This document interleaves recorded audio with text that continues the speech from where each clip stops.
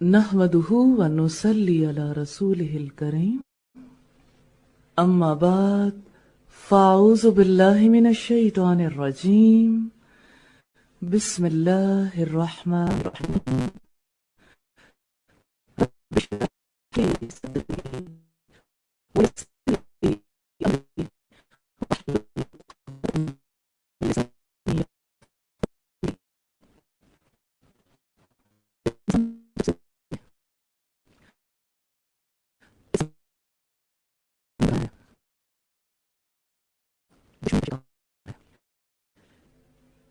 سب سے بڑا مسئلہ انسان کا یہ ہے کہ انسان اپنے دشمن کو پہچانتا بھی نہیں ہے، اور پہچان نہ ہونے کے سبب دشمن کا ہر وار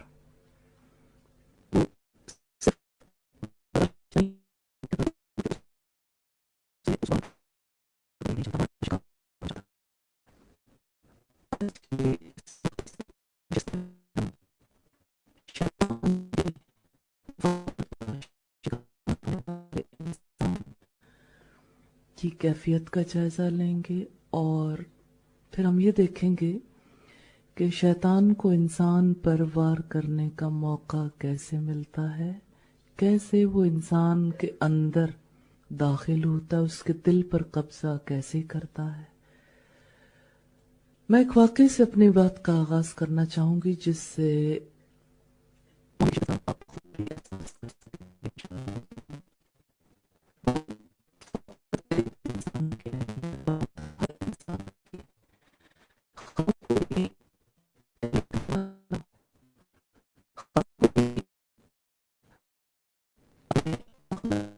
اپنی عبادت میں، اپنے معاملات میں دوسروں سے بہت بہتر انسان ہو یا ایک عام انسان ہو،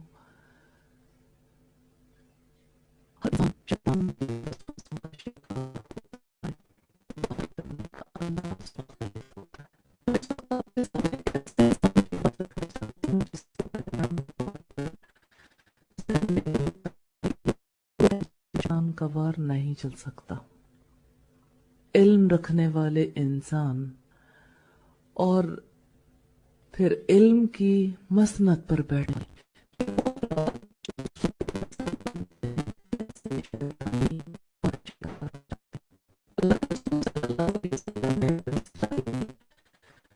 روایت اپنے ساتھیوں کے سامنے رکھی کہ بنی اسرائیل میں ایک راہب تھا، بہت نیک انسان.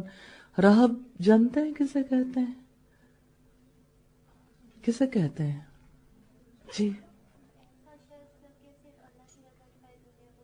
ایسا شخص جو صرف اللہ کی رضا کی خاطر ساری دنیا کو چھوڑ کر الگ ہو جائے.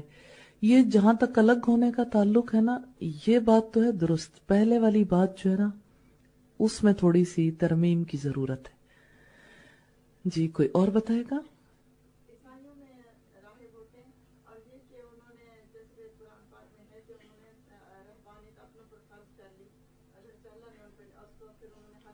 جی کٹ آف ہونے کی بات تو ٹھیک ہے. میں یہ پوچھنا چاہتی ہوں کہ کٹ آف کیوں ہوتے ہیں؟ اچھا، بظاہر ایسا لگتا ہے کہ عبادت گزاری کے لیے.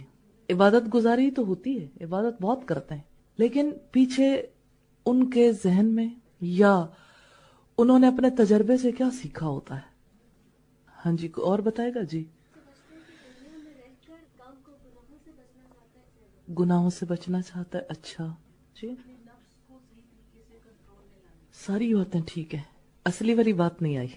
میں نے یہ بات اس لیے آپ کے سامنے رکھی ہے کہ بالکل اچھی طرح واضح ہو جائے کہ کیسی شخصیت پر شیطان کا وار چلتا ہے. جی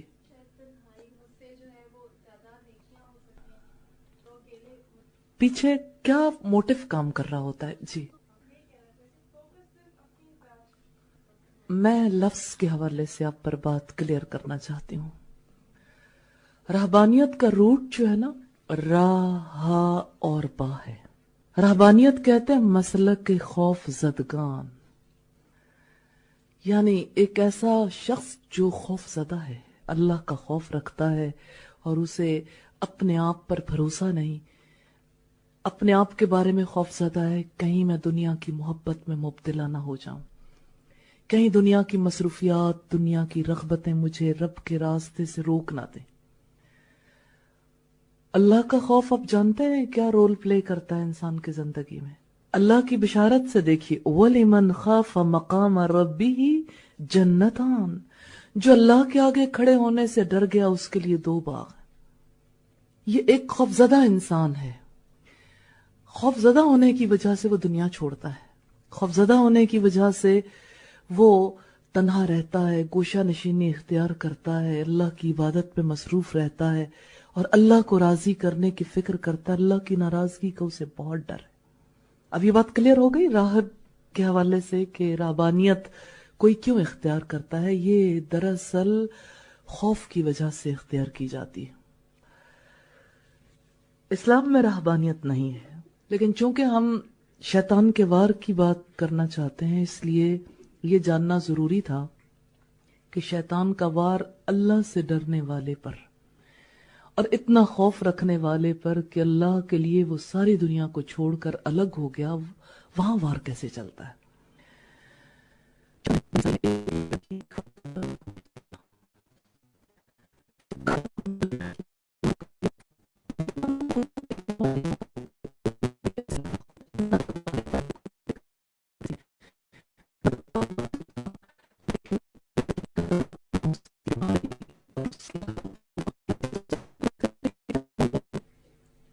شیطان نے اس لڑکی کے گھر والوں کو سجھایا کہ آپ اس کو علاج کے لیے راہب کے پاس لے جائیں، اور گھر والے اس کے پاس گئے تو اس شخص نے کہا میں اس کا علاج کیسے کر سکتا ہوں، میں تو علاج نہیں جانتا، مجھے کیا معلوم.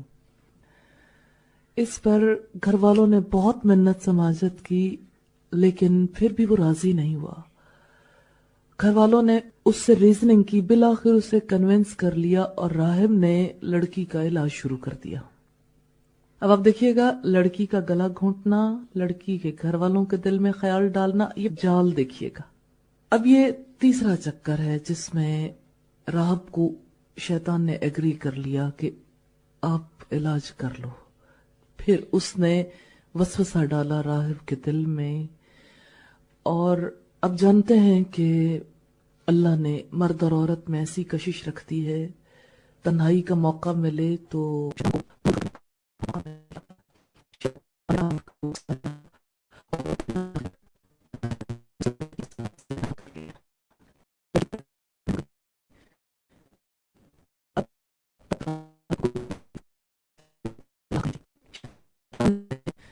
گھر والوں کو اکسایا کہ لڑکی کے ساتھ معاملہ درست نہیں ہے، اور ادھر سے راہب کے دل میں یہ ڈالا کہ اس جرم کا جب پتہ چلے گا تو تم بدنام ہو جاؤ گے، لہٰذا اس لڑکی کا گلا گھونٹ کے مار ڈالو، اور راہب نے اسے مار ڈالا۔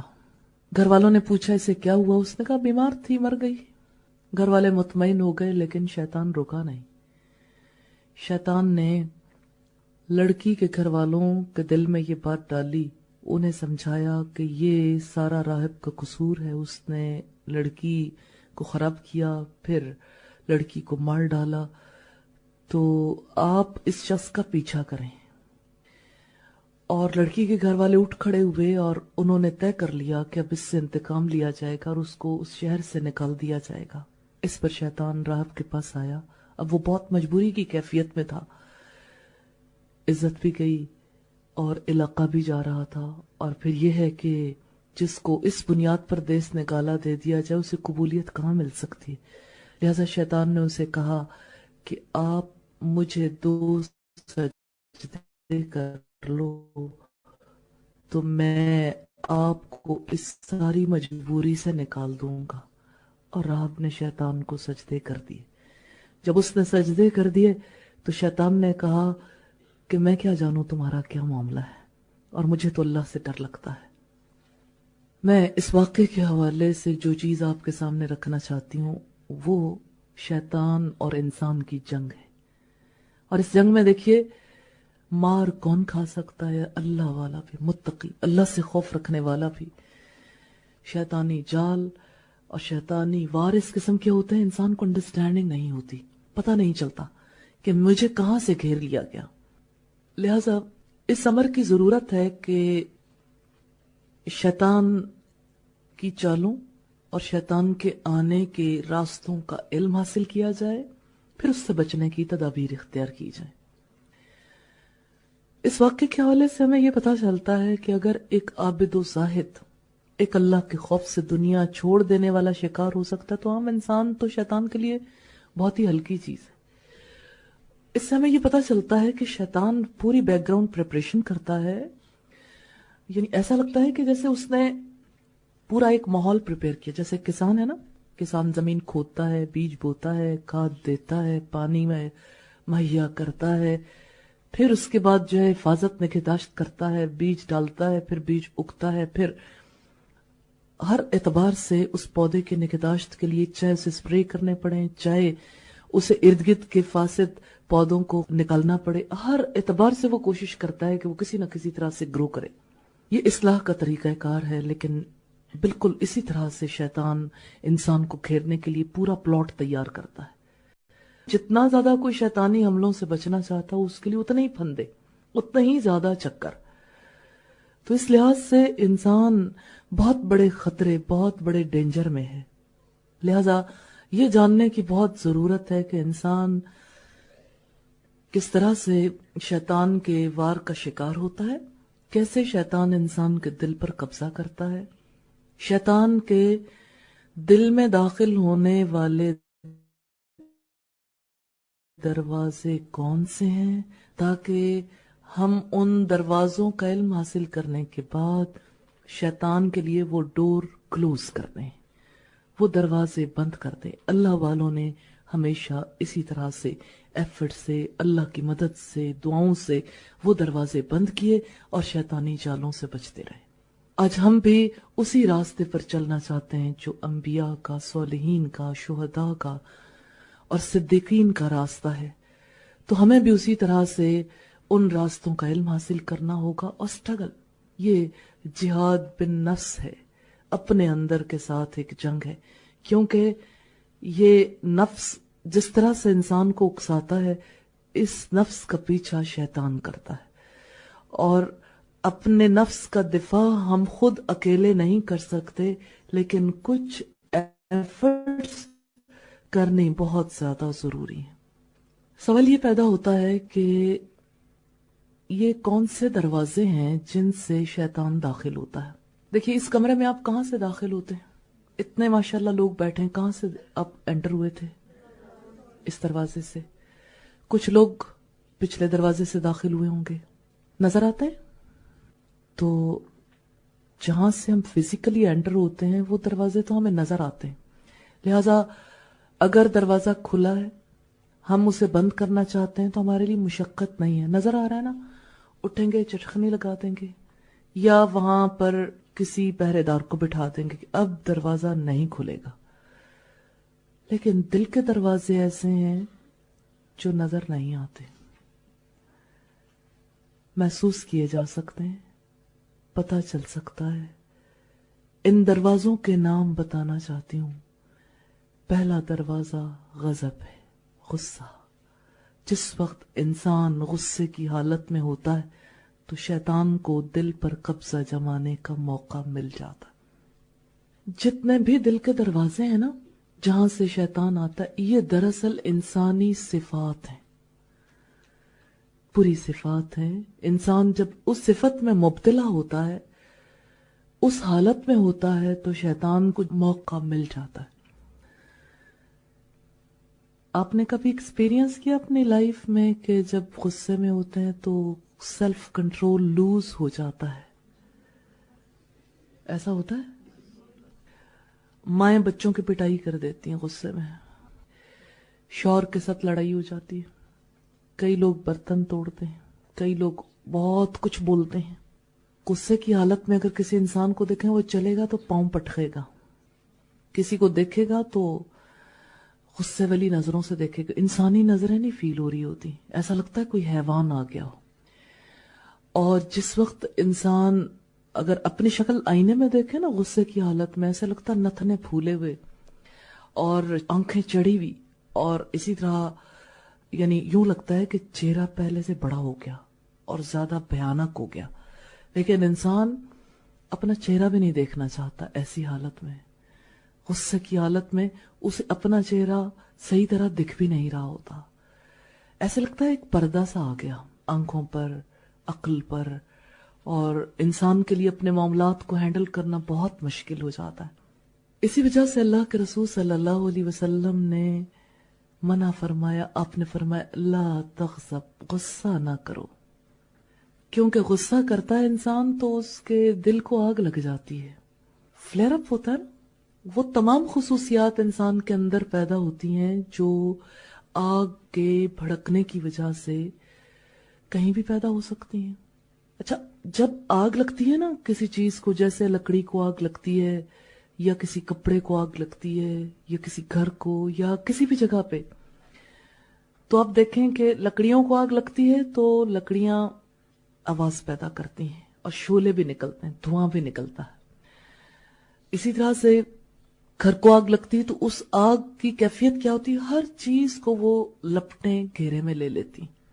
خطرہ یہ ہوتا ہے کہ صرف ایک جگہ تک وہ آگ محدود نہیں رہے گی، بڑھے گی، پھیلے گی اور ہر چیز کو جلا کر راکھ کر دے گی۔ بس غصے کا معاملہ بھی ایسا ہے، انسان کو جب غصہ آتا ہے نا، اس کے دل کو جب آگ لگتی ہے، یہ آگ فزیکلی نظر نہیں آتی، لیکن زبان سے بھی آگ کے شعلے نکلتے ہیں، آنکھوں سے بھی آگ کی چنگاریاں نکلتی ہیں، اور انسان کے ایک ایک رویے سے اس آگ کا اظہار ہوتا ہے۔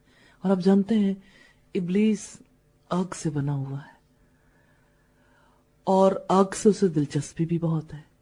جس وقت انسان کو غصہ آنے لگتا ہے، شیطان فوراً ہی کود کے اس کے دل پر آ کے قبضہ کر لیتا، اگلے معاملات خود شیطان ہینڈل کر لیتا۔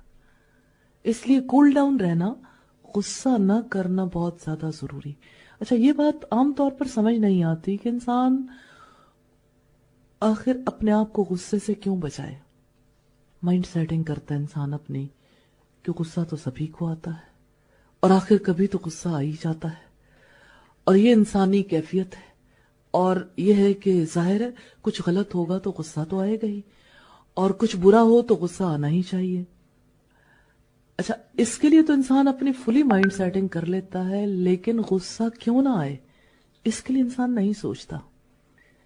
ایک چھوٹی سی بات کو آپ نے بھی اب فیل کیا ہوگا اس نشست میں کہ غصہ مہلک ہے، غصہ ہمیں جلاتا ہے، اور آپ نے فیل کیا ہوگا کہ غصے کا ہمیں نقصان ہے. اور سب سے بڑا نقصان یہ ہے کہ ہم اپنے نہیں رہتے اور اپنے آپ میں نہیں رہتے، اور اپنے اوپر ہمارا کنٹرول نہیں رہتا. ہمارے اوپر ہمارا دشمن مسلط ہو جاتا ہے. تو یہ پہلا دروازہ ہے جس سے شیطان ہمارے دل کے اندر آ جاتا ہے. اور آپ دیکھیے کہ رسول اللہ صلی اللہ علیہ وسلم نے اس غصے کو دور کرنے کے لیے کتنے گر بتائے. ایک ایک چیز ایسی ہے اتنی پیاری حکمت بھری. جگہ بدل لیں، پانی پی لیں. پانی کیوں؟ غصے کی حالت میں آگ ہے. غصے کی آگ تو فزیکل آگ سے بہت بڑی ہے. تو جیسے آگ کو پانی سے بجھایا جاتا ہے، ایسے غصے کو بھی پانی بجھاتا ہے. غصے کی حالت میں وضو کر لیں اور کیفیت بدل لیں. کھڑے ہیں تو بیٹھ جائیں، بیٹھے ہیں تو لیٹ جائیں.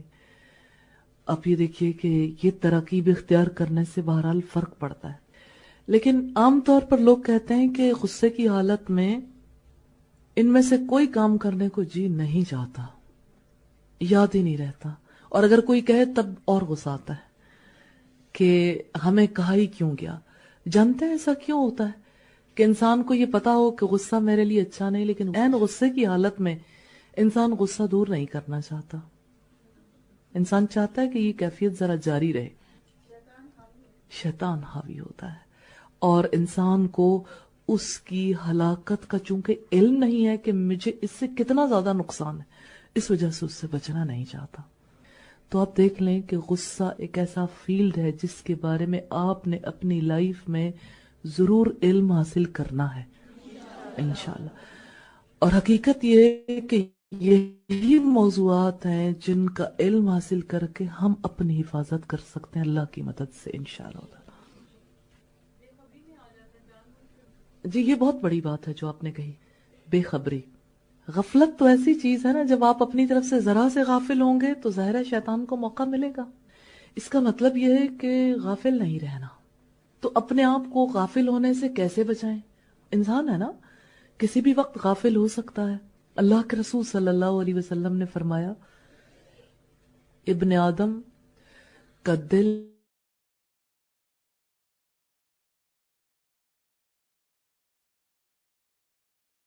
اللہ کو یاد کرتا ہے تو شیطان دبک کر بھاگ جاتا ہے. اس کا مطلب یہ ہے کہ غفلت اللہ کو بھول جانے کی وجہ سے آتی ہے. تو اللہ کو یاد رکھنا ہے. اور یہ کہنا بہت آسان ہے، اللہ کو یاد رکھنا ہے، کرنا بہت مشکل. کیوں؟ اس لیے کہ اللہ کو یاد رکھنا بھی ایک علم ہے جو سیکھنے سے آئے گا، تجربے سے آئے گا. یوں ہی کہنے سے نہیں آئے گا، یا پڑھنے یا ایک فکرے میں سننے سے نہیں آئے گا. تو یہ وہ علوم ہے جس کی وجہ سے انسان کی اصلاح ہوتی ہے.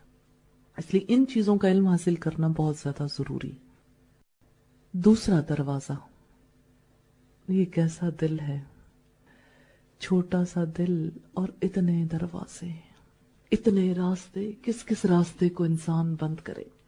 دوسرا دروازہ ہے شہوت کا، خواہش کا.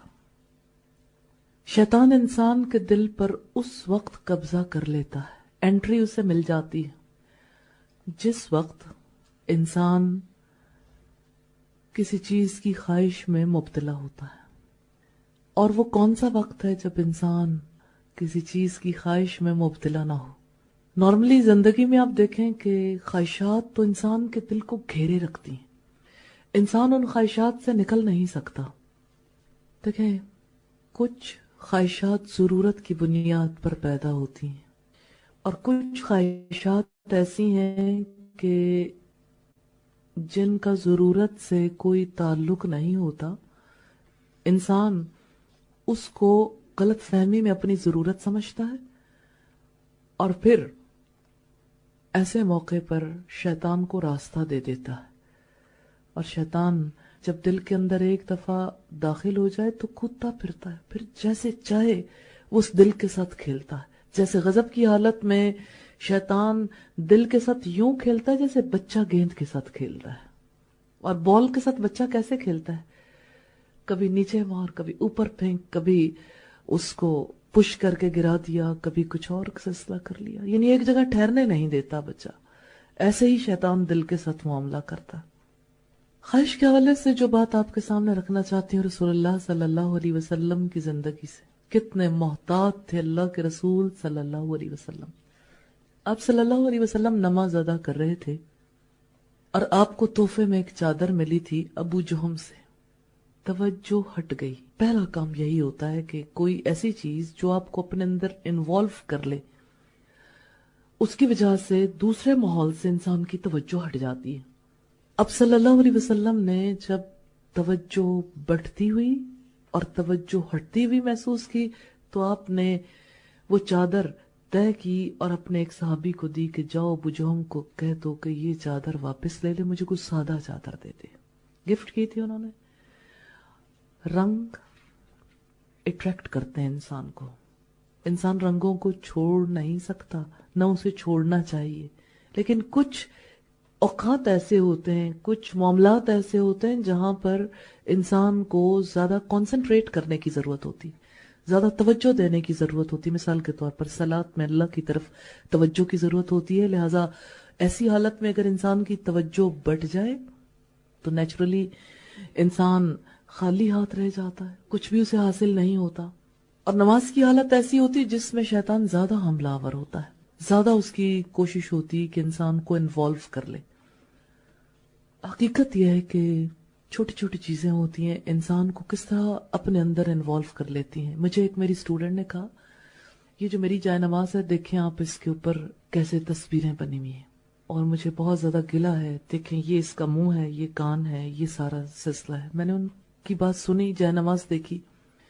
میں نے ان سے کہا کہ نماز میں آپ کیا کرتی ہیں؟ کہتی میری توجہ بار بار یہاں جاتی ہیں. تو میں نے کہا یہاں اس جائے نماز پہ نہ کھڑے ہوں، تصویریں یہ نہیں ہیں، لیکن آپ کا ذہن چونکہ تصویریں بنانے میں مصروف رہا ہے اس لیے آپ کو وہ تصویریں بن بن کے دکھی.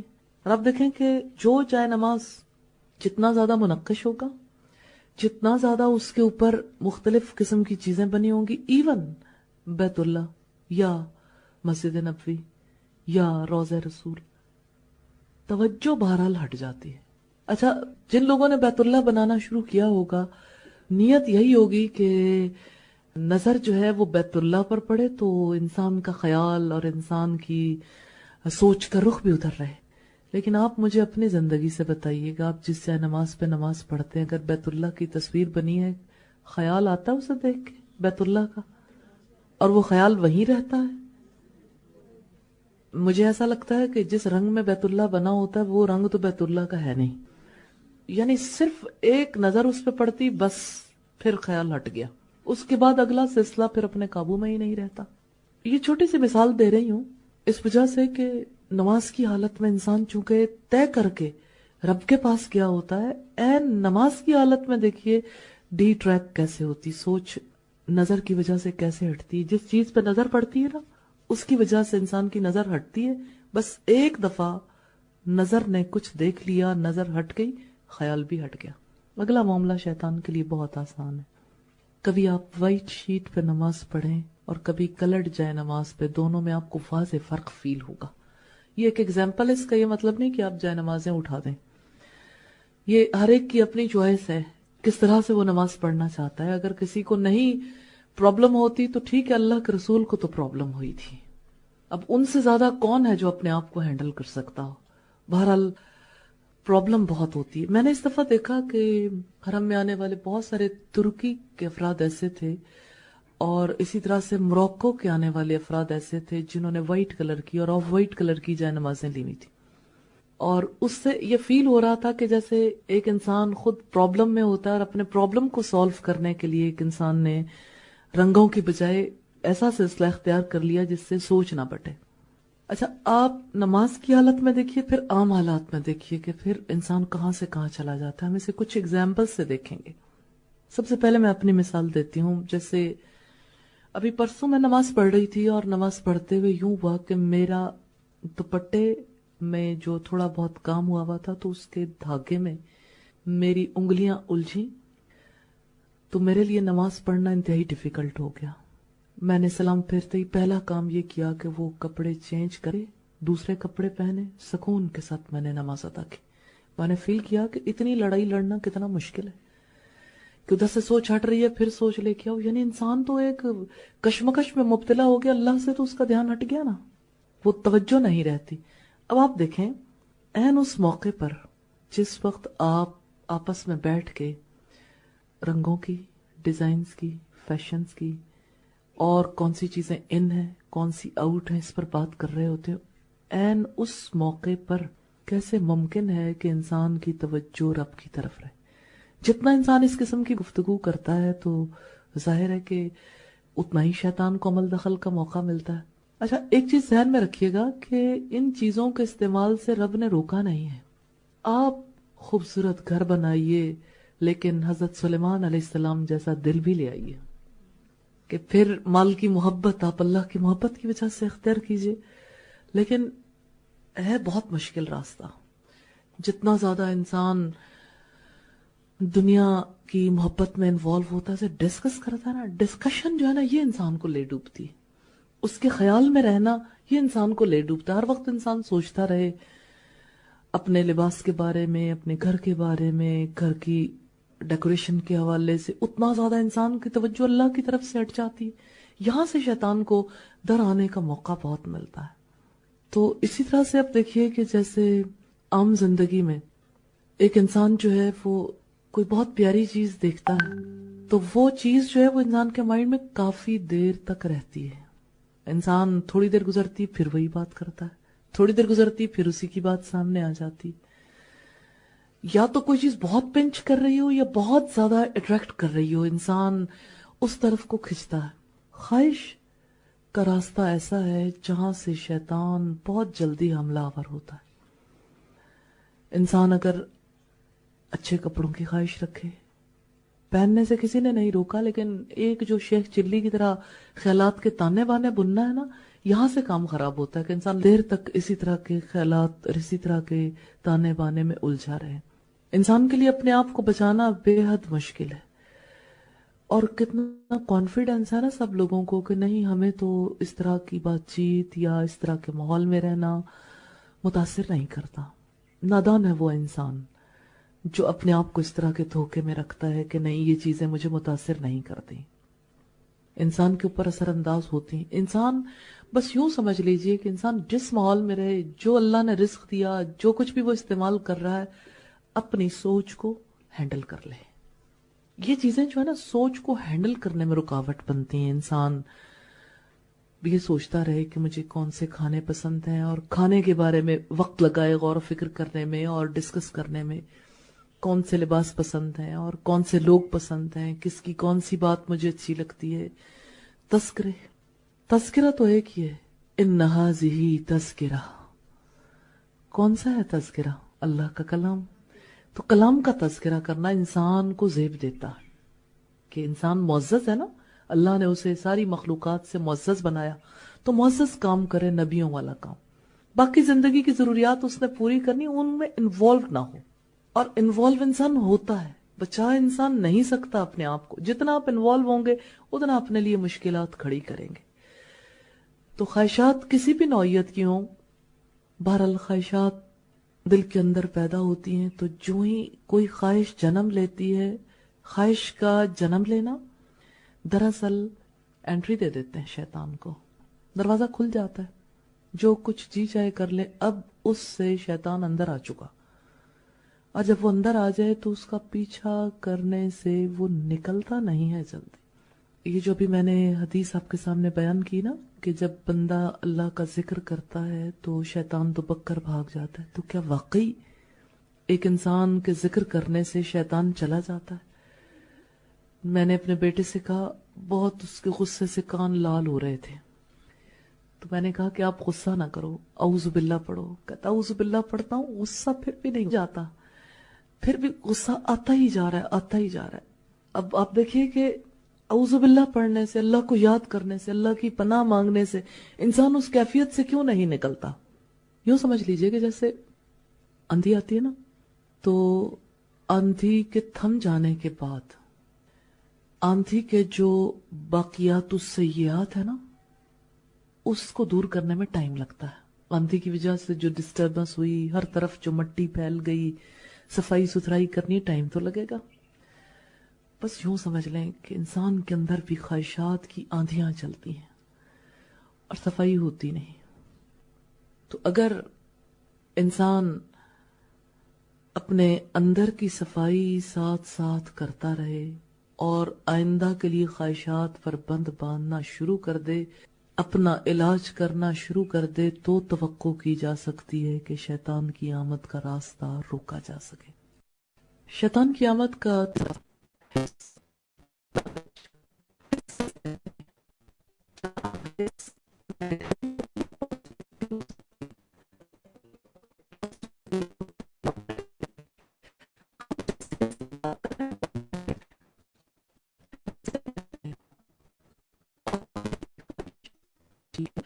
اور طمع، لالچ، یہ بات زیادہ کمپریہنسو ہے. حل میں مزید جتنا ہے اور مل جائے. مثال کے طور پر کسی کے پاس ایک گھر ہے تو اس کے دل کے اندر یہ تمنا جاگ اٹھتی ہے دوسرا بھی ہونا چاہیے، تو یہ حرص ہے. کسی کے پاس اگر 1,00,000 روپیہ ہے تو دوسرے لاکھ کی اسے فکر لاکھ ہو جائے، تو یہ حرص ہے. 999 کا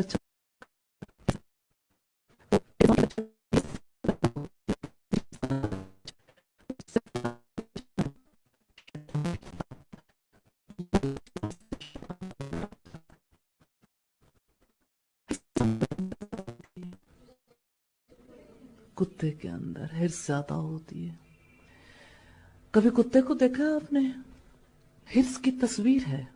جب اسے کوئی مرا ہوا جانور ملتا ہے نا تو کتا بھونکنا شروع کر دیتا ہے.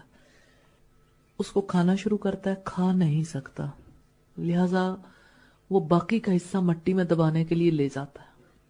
اور اگر اسے منہ میں دبائے ہوئے پانی کے پاس سے گزرنا پڑے تو اپنے اوپر بھی بھونکنے لگتا ہے. اسے لگتا ہے کہ کوئی دوسرا کتا آ گیا، وہ مجھ سے لے جائے گا.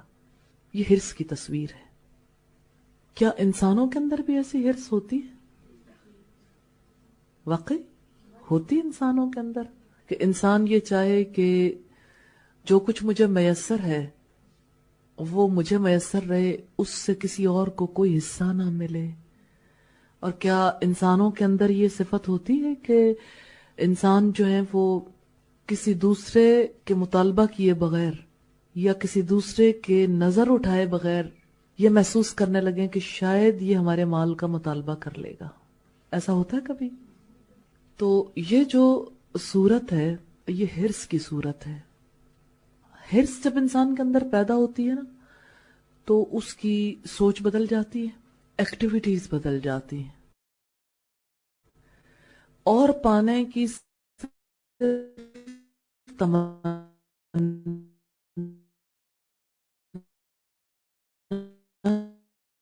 نہیں ہوتی، اور پانے کی ایفرٹ ہوتی ہے.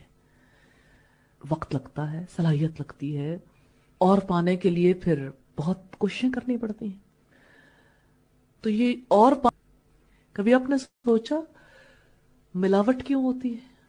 لوگ نمک میں ملاوٹ کیوں کرتے ہیں؟ چائے کی پتی میں ملاوٹ کیوں ہوتی ہے؟ یا دودھ میں ملاوٹ کیوں ہوتی ہے؟ یا جس بھی چیز میں، مرچوں میں ملاوٹ ہو، کھانے پینے کی اشیاء کا تذکرہ.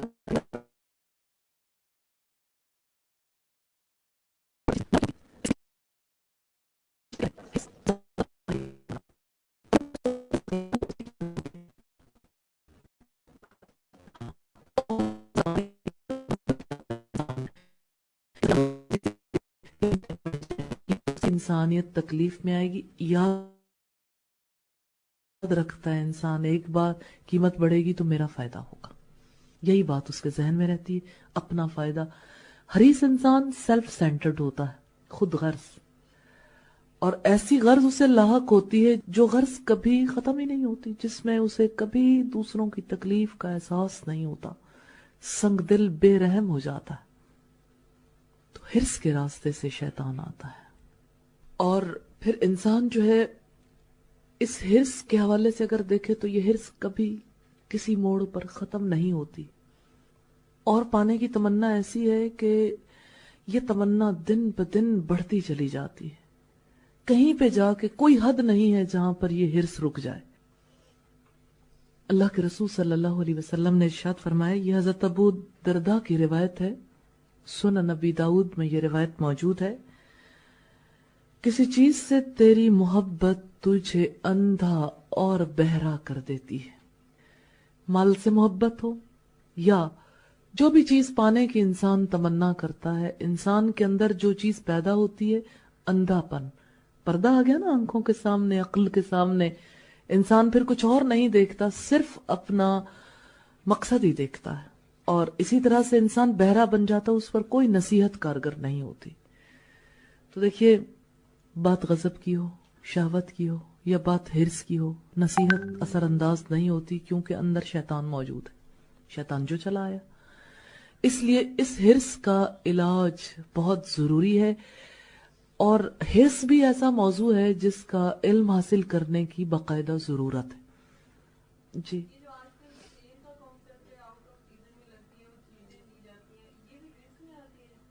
جی بالکل حرص میں آتی ہیں. جو چیز آپ کی ضرورت ہے آپ وہ چیز تو لے لیں. جی، اس کا مطلب ہے کہ انسان کو اتنا پتا ہے کہ میں نے اگلے سیزن میں زندہ رہنا ہے اور پھر مجھے یہ سب کچھ استعمال کرنا ہے، تو اسے یعنی ایک اور چیز کا پتہ چلتا ہے. رسول اللہ صلی اللہ علیہ وسلم نے فرمایا کہ 4 چیزیں ہیں جو دل کو بہت سخت کر دیتی ہیں. اس میں پہلی چیز ہے جمود العین، آنکھ کا نہ بہنا. انسان کا دل سخت ہے نا تو آنکھ آنسو نہیں بہاتی. دوسری ہے طول الامل، لمبی لمبی امیدیں باندھنا. تیسری ہے حرص علی الدنیا، تو ایک دوسرے سے انٹر کنیکٹڈ نہیں ہے. حرص ہے تو لمبی لمبی امیدیں بھی ہیں.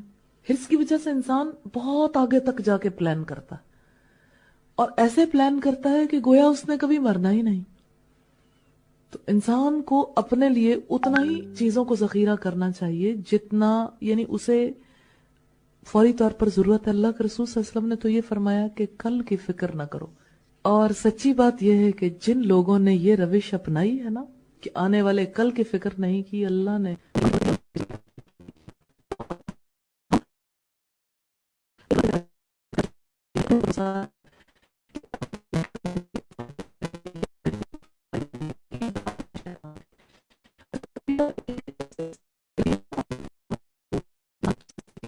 لے کے رکھ لیتا ہے. اور پھر ان چیزوں کا سنبھالنا، پھر یہ ہے کہ اگر وہ چیزیں خراب ہو جائیں تو اس پر اظہار افسوس کرنا اور اس کے صدمے میں مبتلا رہنا.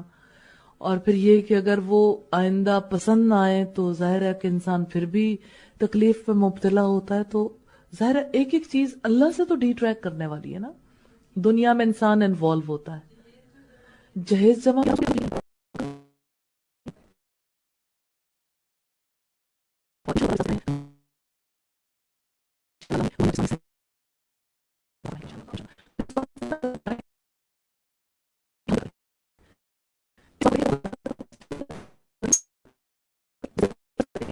تھوڑی سی باہر پھیل جاتی ہے تو آپ اس غم کا اظہار ہر ایک سے نہیں کرتے.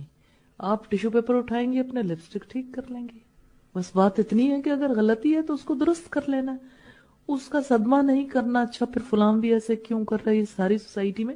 ہاں خود بھی تو درست ہونا ہے اور ساری سوسائٹی کا مزاج بھی انشاءاللہ بدلنا ہے. لیکن یہ تبھی ہو سکتا ہے نا جب خود کو سمجھ آئے. تو آپ دیکھیے کہ ہم چاہے جتنا بھی سوچیں لیکن جب تک اس کا یقین دل کو نہیں آ جاتا اس وقت تک انسان اسے چھوڑ نہیں سکتا. تو یہ تیسرا دروازہ ہے، حرص کا دروازہ، جہاں سے شیطان انٹر ہو جاتا ہے، انسان کو مصروف کر دیتا ہے. اور انسان کے اندر جانتے ہیں کمی کس چیز کی آتی ہے؟ حرص کی وجہ سے انسائٹ ہے نا، جو نور بصیرت ختم ہوتا ہے. انسان لالچ میں مبتلا ہوتا ہے اور اس کی عقل پر پردہ پڑ جاتا ہے اور انسان اپنی آخرت سے غافل ہو جاتا ہے. تو حرص کا دروازہ شیطان کے لیے بہت ہی زیادہ مفید اور اس کے اوپن کر دینے کی وجہ سے انسان کے لیے بہت زیادہ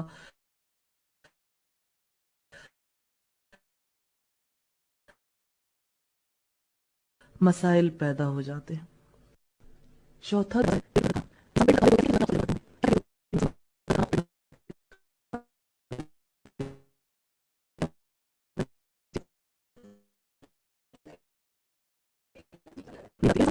اور جب نیند آ رہی ہو، سست پڑا وہ انسان، پھر کیا ہوتا ہے؟ پھر وہ ایکٹیولی کام کر سکتا ہے، اچھا علم حاصل کر سکتا ہے، عبادت کر سکتا ہے اچھی، یا یہ ہے کہ ایک انسان جو ہے وہ اللہ کی ذات میں غور و فکر میں مصروف ہو سکتا ہے. کسی اچھی ایکٹیویٹی کی پھر توقع ختم ہو جاتی جب تک کہ پیٹ تھوڑا سا نارمل نہیں ہو جاتا. پیٹ بھر کر کھانا، اس کی وجہ سے شیطان کو بہت موقع ملتا ہے. اور آپ دیکھیں اپنے اندر سے آوازیں اٹھتی ہیں، اب ہم تھک گئے ہیں، اب ہمیں آرام کی ضرورت ہے، اب ہمارے لیے کام کرنا مشکل ہے، اب اتنی مشقت برداشت نہیں ہو سکتی، چلو تھوڑی دیر آرام کر لیں، تھوڑی دیر سو جائیں. تو اگر یہ دروازہ کھلا ہوا نہ ہو نا، تو اس کی وجہ سے ان سارے مسائل میں انسان مبتلا نہیں ہوتا. کھانا تو انسان کی ضرورت ہے، اس نے کھانا ہی ہے. یہاں جو کھانا ہم آپس میں بات چیت کر رہے ہیں، پیٹ بھر کر کھانا، جس کی وجہ سے انسان کے اعضاء زیادہ ڈھیلے پڑ جائیں، جس کی وجہ سے عبادت بھی متاثر ہو، جس کی وجہ سے ذکر بھی متاثر ہو، کنسنٹریشن لوز ہو، جس کی وجہ سے علم کا حصول بھی ممکن نہ رہے اور انسان ایکٹیولی کوئی کام نہ کر پائے. اس وجہ سے شیطان کے داخل ہونے کے اس بڑے دروازے کو بند کرنے کی ضرورت ہے. حضرت یحییٰ ابن زکریا کے بارے میں روایت ملتی ہے کہ شیطان ان کے سامنے آیا تو اس کے ہاتھ میں کچھ پھندے تھے. حضرت زکریا نے پوچھا یہ پھندے کیسے ہیں؟ اس نے جواب دیا کہ یہ خواہشات کے پھندے ہیں، میں ان پھندوں میں آدم کے بچوں کو پھانس لیتا ہوں، میں ان میں انہیں گرفتار کر لیتا ہوں. حضرت زکریا نے پوچھا کہ کیا میرے لیے بھی ان میں کوئی پھندا ہے، یعنی تمہارا کوئی فریب میرے لیے بھی ہے؟ اس نے کہا ہاں، جب آپ پیٹ بھر کر کھا لیتے ہیں تو آپ کے لیے عبادت کرنا میں مشکل بنا دیتا ہوں. اس کے بعد حضرت زکریا نے کہا کہ خدا کی قسم آج کے بعد میں کبھی پیٹ بھر کر کھانا نہیں کھاؤں گا. تو شیطان نے بھی قسم کھائی کہ کبھی آدم کے بچے کو میں خیر کی کوئی بات نہیں بتاؤں گا. تو یہ ہے کہ شیطان کے پھندوں میں سے ایک پھندا ہے پیٹ بھر کر کھانا. انسان اس وقت اپنے آپ کو کتنا جسٹیفائی کرتا ہے کہ یعنی ابھی دوسرے کھانے میں اتنا وقت ہے اور پھر اتنی دیر تک بھوک کیسے برداشت کریں گے اور کس طرح سے اپنے آپ کو کنٹرول کریں گے، زیادہ اچھا ہے قوت ملے گی تو زیادہ کام ہوگا، الٹا نقصان ہو جاتا ہے. یعنی قوت ملنے کی بجائے انسان اور زیادہ ڈھیلا پڑ جاتا ہے. بڑی بات جو پیٹ بھر کے کھانے کے حوالے سے وہ یہ کہ انسان اپنے مقصد زندگی سے غافل ہو جائے. غفلت جو ہے نا اس کی نمایاں خصوصیت ہے. زیادہ کھانے کی کچھ خرابیاں ہیں. زیادہ کھانا جو ہے نا یہ بھی ویسے زیادہ ڈیٹیل سے اسے پڑھنے کی ضرورت ہے، لیکن مختصراً 6 خرابیاں ہیں جو زیادہ کھانے کی وجہ سے لاحق ہوتی ہیں. پہلی خرابی اس میں سے یہ ہے کہ دل میں عین پیٹ بھر کر کھاتے ہوئے اور کھانے کے بعد اللہ کا خوف نہیں رہتا. غفلت میں خوف نہیں ہوتا اللہ کا. دوسری خرابی یہ ہے کہ انسان کو مخلوق پر رحم نہیں آتا. اپنی ضرورت وہ پوری کر چکا، اب اسے دوسروں کی ضروریات کا وہ احساس نہیں رہتا. بھوکا انسان دوسرے کی اذیت کو محسوس کرتا ہے، روزہ دار محسوس کرتا ہے نا روزے کی حالت میں، لیکن جو انسان پیٹ بھر کر کھا چکا اس کے لیے بہت مشکل ہے کہ دوسرے کی تکلیف کو فیل کرے. تیسری جو خرابی ہے وہ یہ کہ انسان کے لیے عبادت کرنا مشکل ہو جاتا ہے، عبادت میں کنسنٹریشن لوز ہو جاتی. اچھا چوتھی بات جو ہے نا وہ بہت خطرناک ہے کہ جب بھی کوئی حکمت کی نصیحت کی بات انسان سنتا ہے وہ بات اس کے دل پر اثر انداز نہیں ہوتی، اس کے دل میں سوز و گداز پیدا نہیں ہوتا اور انسان پراپرلی سنتا نہیں ہے. سنتے ہوئے دل سخت ہو جاتا ہے، نہ وہ صحیح سنتا ہے نہ پھر قبول کرتا ہے. اب دیکھیں نصیحت کو اگر انسان صحیح طرح سنے نہیں، حکمت کی بات کو صحیح طرح سنے نہیں تو قبول نہیں کر سکتا. اس کا مطلب ہے زیادہ پیٹ بھر کے کھانے سے انسان کے لیے کتنی خرابیاں پیدا ہو جاتی ہیں. انسان تو نصیحت بھی نہیں سن سکتا، انسان اس کو قبول نہیں کر سکتا اور انسان کی عبادت میں خلل آتا ہے اور اس کی وجہ سے انسان دوسروں کا دکھ محسوس نہیں کرتا، اللہ کا خوف اس کے دل میں باقی نہیں رہتا. یہ 4 باتیں ہم نے دیکھی نا. 5ویں خرابی یہ ہے کہ جس وقت انسان خود اچھی بات چیت کرتا ہے، حکمت کی بات چیت کرتا ہے، تو لوگوں کے دلوں پر اس کا اثر نہیں ہوتا، کھوکھلے لفظ رہ جاتے، دل کے اندر گداز ہوتا نہیں، تو دوسروں پر بات اثر انداز بھی نہیں ہوتی. اور چھٹی بات یہ ہے کہ اس سے طرح طرح کی بیماریاں پیدا ہوتی. تو آج ہم نے کتنے دروازے دیکھے؟ تو پہلی بات کیا ہے؟ حسد. دوسرا دروازہ کون سا ہے؟ تیسرا حرص. اور چوتھا؟ آج آپ نے کیا کام کرنا ہے؟ اپنا جائزہ لینا ہے. یہ جتنی صفات آپ نے دیکھی ان کے بارے میں آپ اپنا جائزہ لیں گے. غصے کے وقت میری کیا کیفیت ہوتی ہے اور غصہ مجھے کیا فائدہ دیتا ہے، اور اسی طرح سے خواہشات کے وقت میری کیا کیفیت ہوتی ہے، اسی طرح حرص اور اسی طرح شکم سیری. چاروں کا جائزہ آپ لیں گے، اپنی کیفیت کا بھی، اور کیا واقعی میں سیریس ہوں کہ میں اپنے اندر سے ان بری عادات کو دور کرنا چاہتی ہوں. بعض اوقات یہ ہوتا ہے کہ انسان سن لیتا ہے، سمجھ بھی لیتا ہے، لیکن کمٹمنٹ نہیں کرتا. تو کمٹمنٹ کیوں نہیں ہوتی؟ اس لیے کہ انسان پھر غافل ہو جاتا ہے کہ یہاں کمٹمنٹ کرنے کی ضرورت ہے. تو آپ نے جائزہ ضرور لینا ہے کہ میری کیا کیفیت ہے اور مجھے کیا کرنا ہے. یہ ان 2 پوائنٹس پہ انشاءاللہ تعالی. جو ہسبینڈ وائف کا تعلق ہے، میں اسی کو سمجھتی تھی کہ دیٹ از شہوت. تو جی مطلب اسی میں یہ آ جاتی ہے وہ یا بھی اسی میں آتا ہے، لیکن یہ کہ خواہش کے لیے لفظ استعمال ہوتا ہے. جی اس کا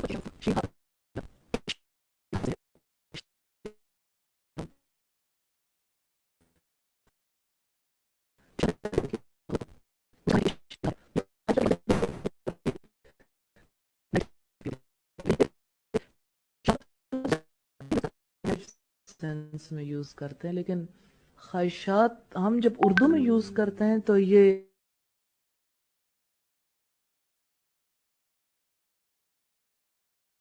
پازیٹیو سینس میں بھی یوز ہوتا ہے سم ٹائمز.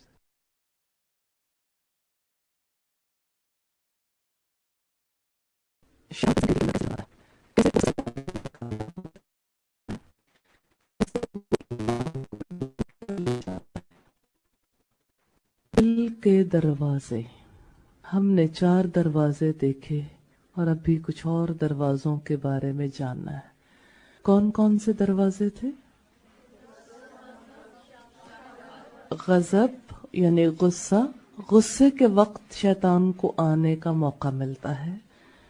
دوسرا شہوت، انسان خواہشات کی محبت میں مبتلا ہوتا ہے، تو دراصل فقط وہ خواہشات کی محبت کا وقت نہیں ہوتا، شیطان کی آمد کا وقت ہوتا ہے.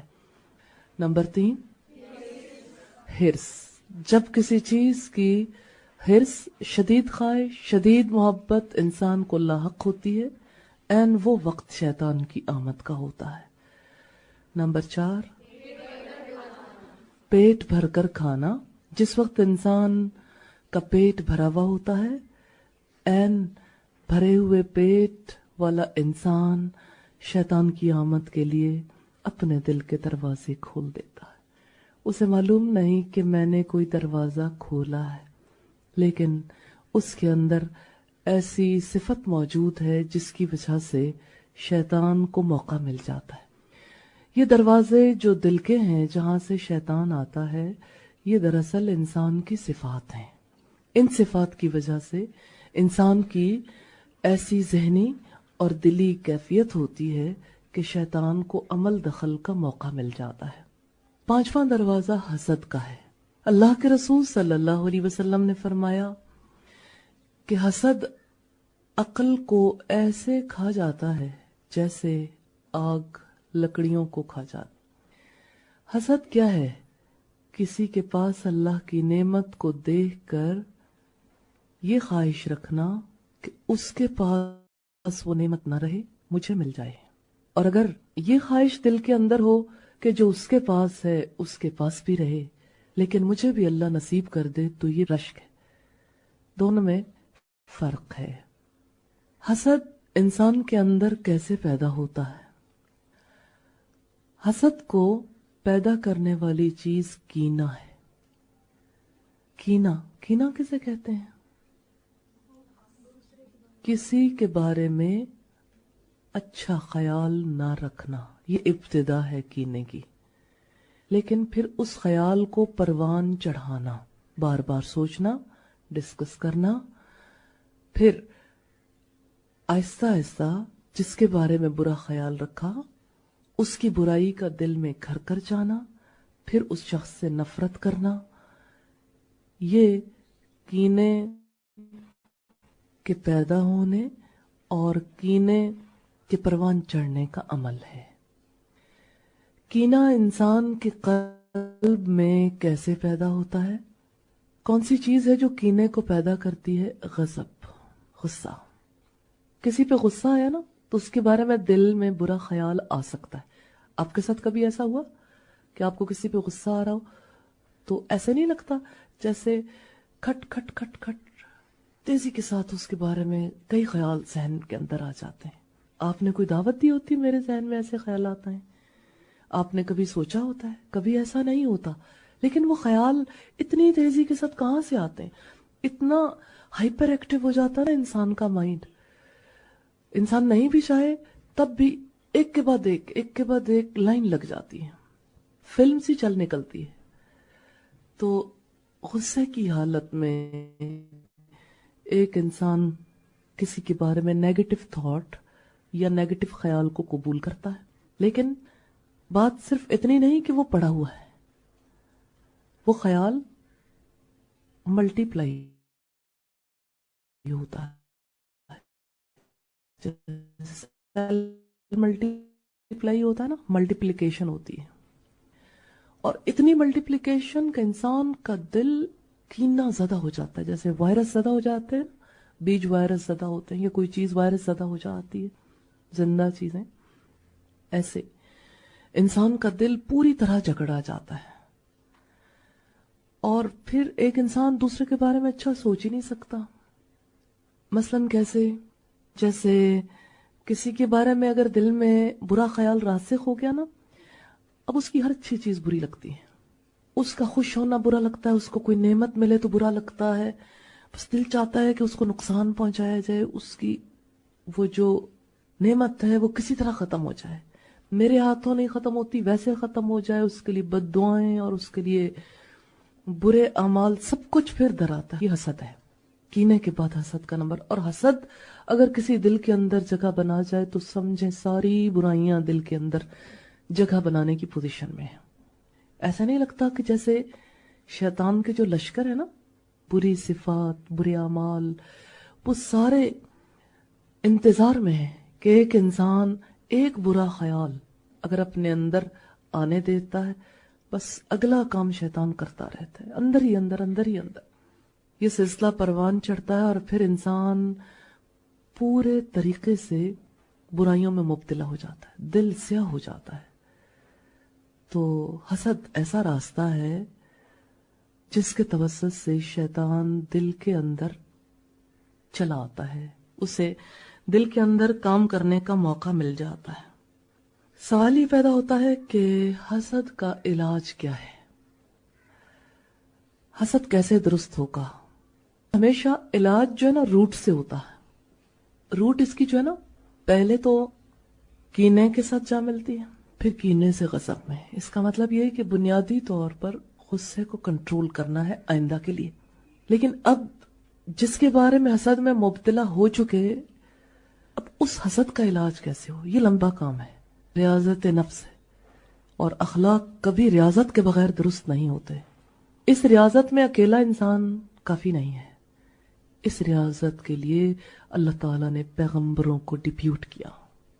رب العزت نے فرمایا لقد من اللہ علی المؤمنین اذ بعث فیہم رسولا من انفسہم یتلو علیہم آیاتہ ویزکیہم ویعلمہم الکتاب والحکمہ. اللہ نے مومنوں پر احسان کیا ہے، انہی میں سے رسول کو مبعوث فرمایا جو انہیں اللہ کی کتاب کی آیات تلاوت کر کے سناتا ہے، ان کے نفس کا تزکیہ کرتا ہے، انہیں کتاب کی تعلیم دیتا ہے، انہیں حکمت کی تعلیم دیتا ہے، معاملہ فہمی کی، اپنے آپ کو اپنی سوسائٹی کو ڈیل کرنے کی حکمت اس کی تعلیم دیتا ہے. تو اس سے ہمیں پتہ چلتا ہے کہ نفس کی پاکیزگی کے لیے، برائیوں سے دور کرنے کے لیے پیغمبر آئے. تو اپنے ساتھ جو افراد شامل ہیں وہ مزکی ہیں. رسول اللہ صلی اللہ علیہ وسلم کا ایک کردار مزکی کا کردار تھا کہ آپ نفوس کو برائیوں سے پاک کرنے کے لیے آئے تھے. تیسری شرکت ہوتی ہے پیئر گروپ کی. پیئر گروپ سے مراد ہے کہ جو ایسے ساتھی ہیں جو ان برائیوں کو برائی محسوس کرتے ہیں، ان کو دور کرنا چاہتے ہیں، وہ بھی اسی ایفرٹ میں شامل ہیں، وہ ساتھی یہ کام مل جل کے کر سکتے ہیں. اور جیسے رب العزت نے فرمایا نا، وَالْعَصْرِ إِنَّ الْإِنسَانَ لَفِي خُسْرٍ إِلَّا الَّذِينَ آمَنُوا وَعَمِلُوا الصَّالِحَاتِ وَتَوَاصَوْا بِالْحَقِّ وَتَوَاصَوْا بِالصَّبْرِ. زمانے کی قسم، انسان نقصان میں ہے سوائے ان لوگوں کے جو ایمان لے آئے، جنہوں نے نیک عمل کیے. بس یہ 2 کام کر کے گھر نہیں بیٹھ گئے، جنہوں نے 2 مزید کام کیے. تواصو بالحق یعنی حق بات برملا کسی کے سامنے اس کا اظہار کر سکتے ہیں کہ ہاں یہ خرابی ہے، اس کو دور کرنا ہے. وتواصوا بالصبر، اور جو ایک دوسرے کو صبر کی تلقین کرتے رہے. اور اب دیکھیں کہ یہاں صبر کا کیا مفہوم ہے کہ ایک انسان جب غلطیوں پر غلطیاں کرتا ہے وہ مایوس ہوتا ہے کہ میں نے تو ٹھیک ہونا ہی نہیں. یا جیسے انسان بڑا کام کرتا ہے جہاد فی سبیل اللہ کا یا دعوت اللہ کے لیے کام کرتا ہے اور نفس حالات کے ہاتھوں پریشان ہو جاتا ہے اور انسان بہت زیادہ آگے نہیں بڑھ سکتا، تو تواصو بالصبر یہ ہے کہ ڈٹے رہو، نہیں کچھ نہیں، انشاءاللہ اللہ کی مہربانی ہوگی. پش کرنا، ایک دوسرے کو احساس دلانا، اس سے ممکن ہو سکتا ہے کہ برائیاں دور. یہ میں نے ٹرائی اینگل بتائی، ابھی طریقہ کار نہیں بتایا. ہاں سادہ سی بات ضرور کہوں گی کہ کچھ چھوٹے چھوٹے ٹپس ہیں، ان کی وجہ سے حسد کا معاملہ جو ہے ہینڈل ہونا شروع ہو جاتا ہے. مثال کے طور پر حسد اس وقت زیادہ پروان چڑھتا ہے جب کمیونیکیشن گیپ آ جاتا ہے. کمیونیکیشن گیپ ختم کریں. رسول اللہ نے اس کے لیے جو طریقے بتائے، سلام کو رواج دیں، افشوا السلام بینکم، سلام کو آپس میں رواج دو. اور آپ صلی اللہ علیہ وسلم نے فرمایا اطعموا الطعام، ایک دوسرے کو کھانا کھلاؤ. آزما کے دیکھیں، فقط چھوٹے چھوٹے 2 ٹپس بتائے، فرق آ جاتا ہے، انٹینسٹی کم ہو جاتی. اس کا مطلب یہ نہیں ہے کہ ختم ہو گیا، ابھی ٹریٹمنٹ تو کرنا ہے، لیکن یہ جو ایکسٹرنل ایلیمنٹس ہیں نا، انہیں ایک انوائرمنٹ بن رہی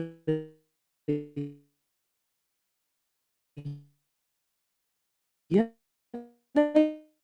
ماحول بن رہا ہے، تو اس ماحول کی وجہ سے بہت فائدہ ہو جاتا ہے. اور تیسری بات یہ ہے، رسول اللہ صلی اللہ علیہ وسلم نے فرمایا تحادو تحابو، تم آپس میں ہدیے کا لین دین کرو، ایک دوسرے سے محبت کرنے لگو گے. میرے ابا جی نے مجھے کہا تھا کہ جب شادی ہوئی، سسرالی زندگی میں بہت ساری باتیں ایسی ہوتی ہیں جو اچھی بھی ہوتی ہیں، انسان کو اچھی نہیں لگ رہی ہوتی، اور بہت ساری خلاف مزاج باتیں ہوتی ہیں. تو اگر کسی کے بارے میں دل میں رنجش پیدا ہونے لگے تو اسے تحفہ دے دینا. تو الحمدللہ اس کی وجہ سے بہت افاقہ ہوتا ہے. جس کے لیے انسان کوئی چیز خریدنے جاتا ہے، جس کو آگے بڑھ کے کوئی چیز دیتا ہے، اس کے بارے میں اتنے نیگیٹو خیال نہیں رہتے. یہ سائیکولوجیکلی انسان کے اوپر اثر ہوتا ہے. ایک انسان نیت کر لے نا، ارادہ کر لے، اللہ سے مدد مانگے، تو بہرحال واپسی کا سفر شروع ہو جاتا ہے.